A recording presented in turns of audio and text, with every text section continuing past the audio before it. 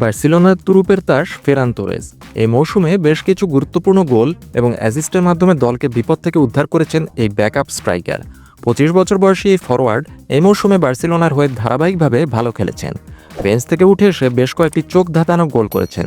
তবে রবার্ট লেভানডোভস্কির নেতৃত্বে থাকা এবং দলে প্রচুর আক্রমণাত্মক শক্তি থাকায় ফেরান তোরেসের আগামী মৌসুমে নিয়মিত প্রথম একাদশের খেলোয়াড় হওয়ার সম্ভাবনা কম।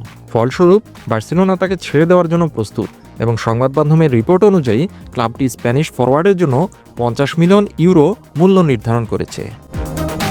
আমরা সবাই জানি গত কয়েক বছর ধরে বার্সেলোনা আর্থিকভাবে একটি কঠিন সময়ের মধ্য দিয়ে যাচ্ছে। গত মৌসুমে দানি ওলমোকে স্বাক্ষর করার চেষ্টা করার সময়ই অনেকগুলো চ্যালেঞ্জের মুখোমুখি হওয়ার পর ক্লাবটি এখন আয় ব্যয়ের ভারসাম্য বজায় রাখার চেষ্টা করছে। ফেরান তোরেসকে বিক্রি করার উদ্দেশ্য এই আর্থিক কারণেই, তবে চূড়ান্ত সিদ্ধান্ত খেলোয়াড়ের উপরও নির্ভর করবে, কারণ তার চুক্তি 2027 সাল পর্যন্ত রয়েছে। ফেরান তোরেস 2022 সালের সামারে ম্যানচেস্টার সিটি থেকে বার্সেলোনায় চলে আসেন।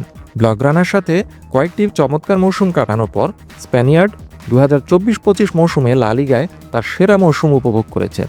এই মৌসুমে ফেরান তোরেস 45টি খেলায় 19টি গোল করেছেন এবং 7টি অ্যাসিস্ট করেছেন।